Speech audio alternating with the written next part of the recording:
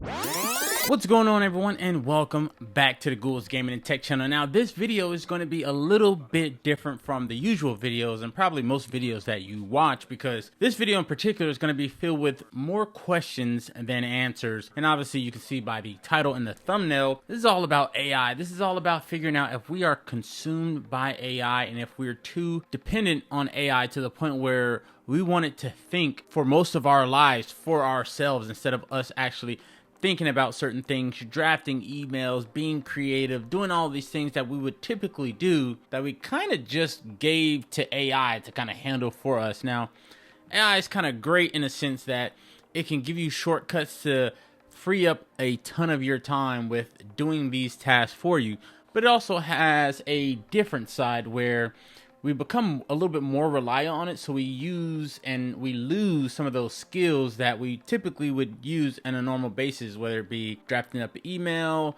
flexing your creative talents, whether it be sketching an image, creating an image if you're a digital creator, or just if you're in a professional setting when it comes to game planning strategies for advertisement, things like that. We kind of let AI take control of all those aspects. Whether it's for the good or the better, I think we won't figure that out until later in life. We're gonna dive into a couple questions that I have that maybe you guys can answer in the comments down below. If you're new to the channel, make sure to subscribe, and if you're new or returning, make sure to hit that like button. It's definitely appreciated. And if you want to become a member of the channel as well, by all means do so. So the first question I want to ask is, what is AI? Obviously, you have to start there. You have to start with the base. Obviously, AI stands for artificial intelligence, and it's basically a system of capabilities that are used to come up with solutions that usually humans would basically figure out on their own, but it gives you that quick, fast, and in a hurry, kind of giving you a shortcut. And also, the term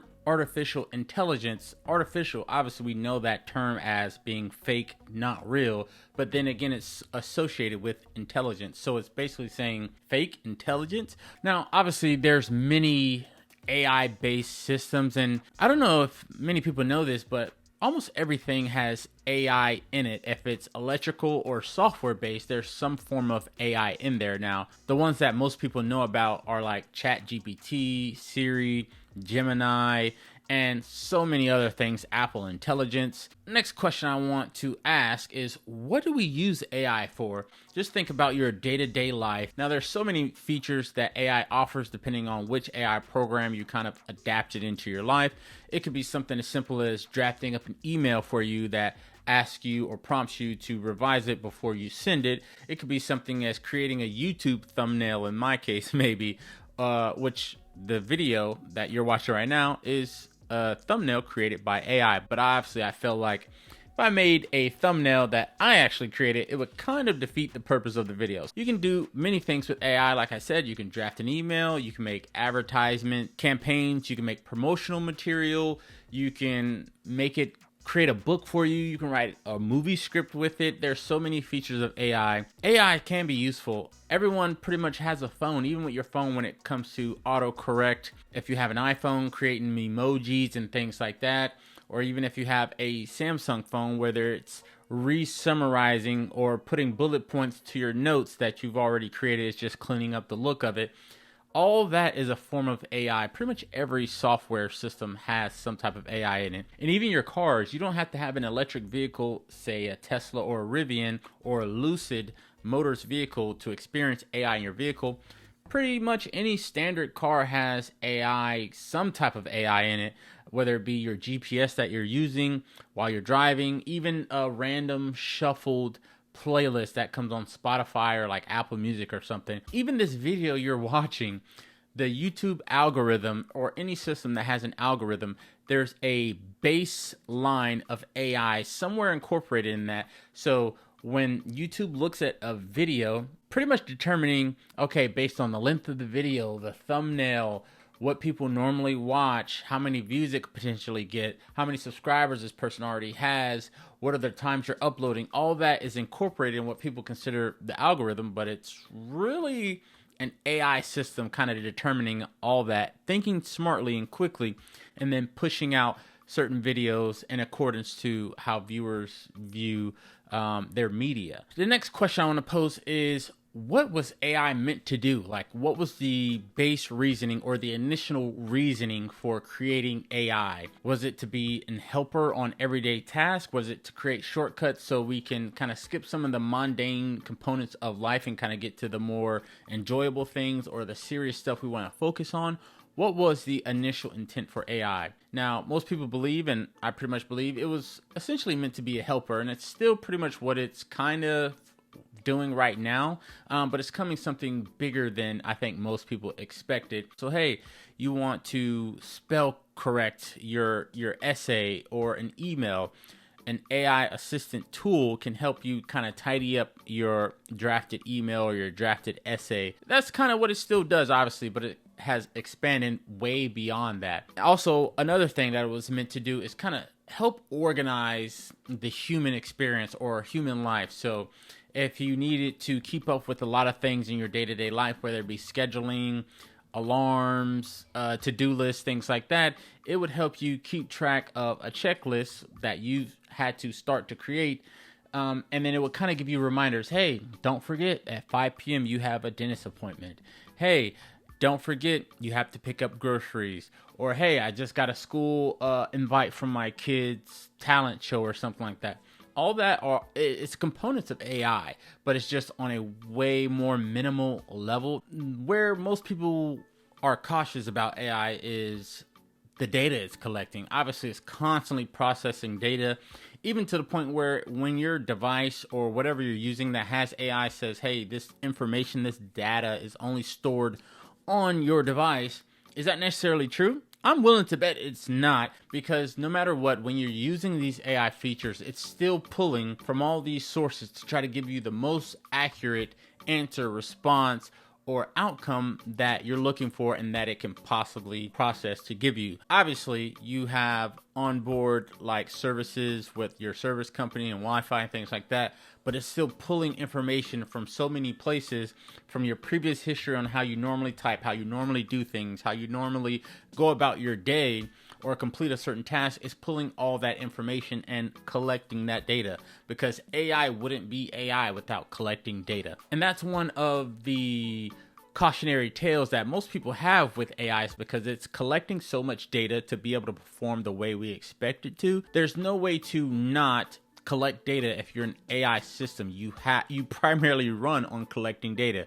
So even if you ask an AI system, hey, can you find a picture in my gallery of my birthday from 3 years ago? Yeah, that information may seem on board on your device, but it's basically going to scan and process every single picture for every year, check out the metadata, and figure out, hey, this request that's being asked to me by my user, how can I fulfill this? Well, I need to siphon through all the pictures, for example, all the dates, the images. What do they have in the images? Is it birthday kind of stuff? Is it schoolwork kind of stuff? Is it just media or entertainment? It has to figure out all that stuff before it gives you a response. For those of you who are wondering, this next question directly relates to you. What are the dangers of AI? Could we be to a point, or eventually get to a point, where we're too reliant on AI to the point where we pretty much can't function without AI doing a particular task for us? I'll give you an example. If you've gotten so used to, say, maybe just a program like Grammarly or something. Say you have an education in school as well, but say you got this degree like 10 years ago, and you could be a little rusty, as most people would be.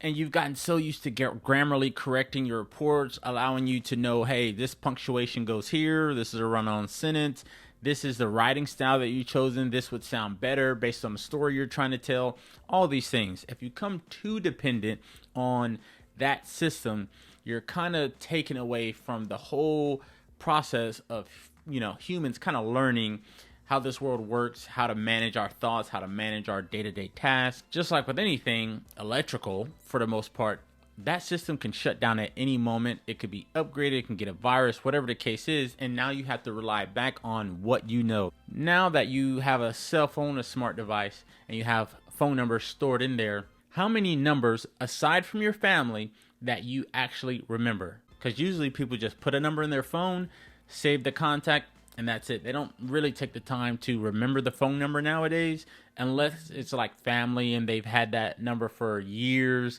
and it's just stored in their brain. But how many of you really know someone's number without having to go into your phone and look at it? I find it interesting that all these major tech companies, and on one hand, I do get it. I'm a tech guy. Obviously, this is a gaming and tech channel, but a lot of these mega tech companies are now, all of a sudden, it seems like it was like a switch just came off. They all want to invest. And what are they actually investing in? Like, what is it going to look like? I would like a little bit more explanation. Okay, you're investing in AI, but what exactly are you investing in? What part of AI are you investing? Are you investing in, hey, a smarter way for us to get clean water, a smarter way for us to process oil, a smarter way for us to deal with cancer patients or deal with radiation from chemo treatment? Like, what exactly does that look like? Now, some AI features are pretty cool, but again, it kind of goes back to it processing your data and storing data. Like, I do like making cool, like little AI images of myself to just see what I would look like.